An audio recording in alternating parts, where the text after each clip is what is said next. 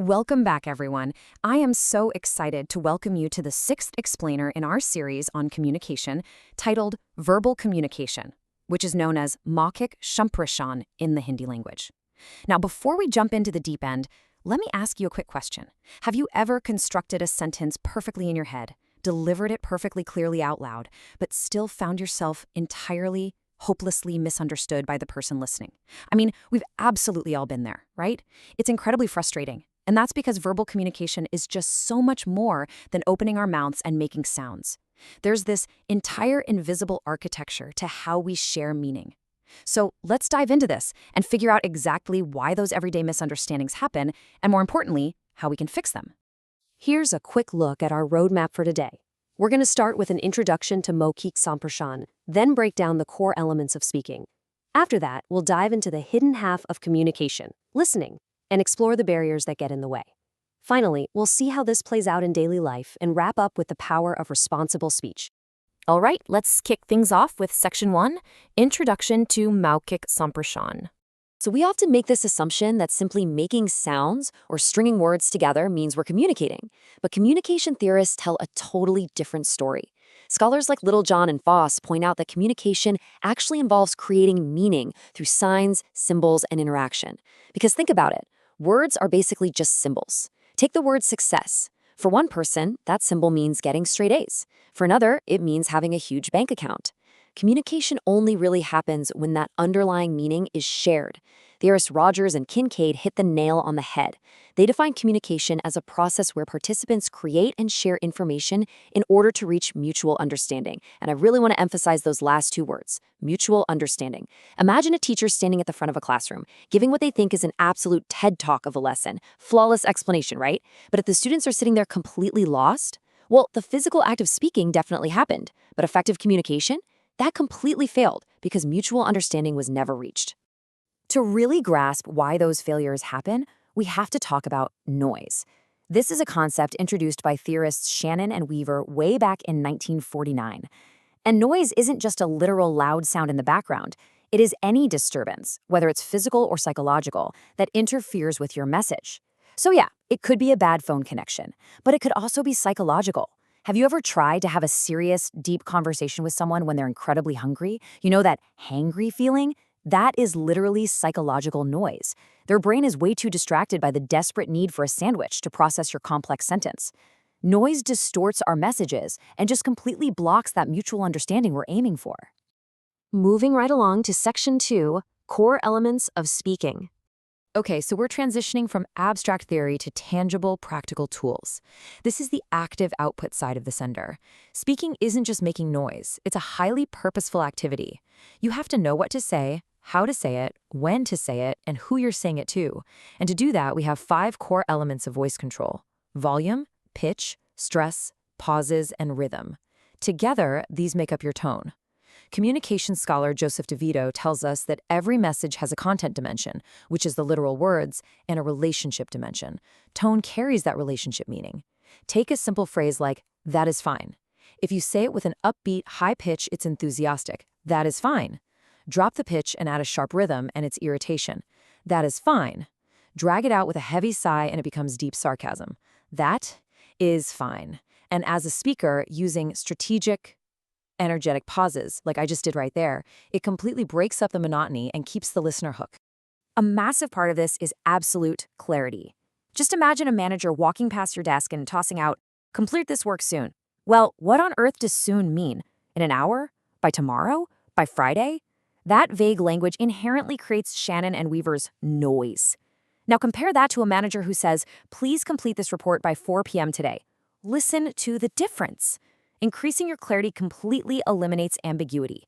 The listener knows exactly what is expected of them. Theorist David Berlow emphasizes that structuring your message with this kind of precision is literally just as vital as the actual words you choose. Think about the last tense meeting you were in. If someone looks across the table at you and bluntly says you are wrong, how do you feel? Instant defense mode, right? Your walls shoot straight up. But what if instead they look at you and say, "there may be another way to look at this"? Let me ask you, which one would you rather hear? The underlying content, the fact that they disagree with you, is exactly the same, but this is a brilliant illustration of how vocabulary and word choice radically alter our emotional response. The second phrase invites collaboration. The first one just invites a verbal boxing match. Effective speakers meticulously choose their words to match the relationship they're trying to build. Let's move to section 3, the hidden half, listening. We're going to pivot a bit here to reveal the input side of the equation. Because here's the secret. To be a truly great speaker, you absolutely must be an incredibly skilled receiver. You can't just broadcast, you have to observe. Theorist Owen Hardy explains that skilled communication requires responsiveness to others. That means constantly monitoring the feedback loop. When you're talking, are people nodding? Do they look confused? Did the room just get awkwardly silent? Schramm's communication model heavily highlights this. If you're just talking at someone without observing how your words are landing, you aren't communicating. You're just adding noise to the room. Real communication demands effective listening behaviors. You have to pay close attention, interpret meaning accurately, respond to emotional cues, and, this is a big one, practice patient turn-taking. Communication is a two-way street. We fall into this trap all the time where we are listening to reply, right? We're just silently drafting our next counter-argument while the other person's mouth is moving. We really need to shift that to listening to understand. If a project leader doesn't practice turn-taking and never checks to see if their team actually understands, even their most brilliant explanation is going to fail. You have to listen to the room. Section 4. Barriers to effective communication.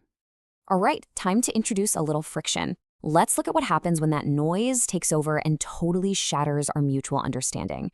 First up, we have semantic barriers. These happen when words are unclear, unfamiliar, or ambiguous. Imagine you take your car to the shop because it's making a weird clunking sound. The mechanic walks out and starts rapidly explaining the thermodynamic failure of the catalytic converter and the degradation of the serpentine belt. I mean, the mechanic is technically telling the truth, but that heavy jargon is a massive wall. Good verbal communication means tailoring your vocabulary to match your listener's exact knowledge level. Otherwise, you might as well be speaking a different language. Next up, physical barriers. These are the most literal interpretations of Shannon and Weaver's noise. We're talking environmental disruptions, a jackhammer outside your window, or a terrible sound system at a conference. And man, do we see this all the time in the era of virtual meetings. Someone is passionately delivering the best idea of their career, but they're on mute.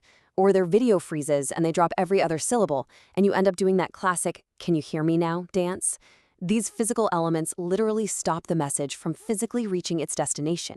Then there are psychological barriers, and honestly, these are often the trickiest to navigate. These are our internal emotional states: fear, anger, extreme stress, or anxiety. Let's say a coworker is having just a nightmare of a week. That emotional tension acts like a funhouse mirror for verbal communication. An anxious or angry person might hear completely neutral, harmless words and interpret them as a massive personal attack. The barrier here isn't the vocabulary, and it's definitely not the Wi-Fi connection. It is purely the internal psychology of the listener or speaker. Breaking through this requires a ton of empathy. Finally, we have cultural barriers. This is the friction that pops up from different cultural norms, meanings, or societal expectations. A classic example is nonverbal communication tied to our speech. In Western cultures, throwing up a thumbs up while saying good job is super positive, right? But if you do that exact same gesture in parts of the Middle East, it's actually considered incredibly offensive. Even linguistically, some cultures value speaking very directly. It's seen as honest. But if you interact with someone from a culture that values indirect, highly polite speech, your honesty is going to be misinterpreted as extreme rudeness. Section 5, Communication in Daily Life. Let's bring all of this together and see how mastering these active and receptive skills practically transforms our everyday interactions across different spheres of life. Think about it. Whether you're a teacher using simple analogies so students finally grasp a tough concept, or you're a manager assigning tasks with a respectful tone to get the team on board, or even in public life, where, as theorist Dennis McQuall points out, communication mobilizes and informs citizens.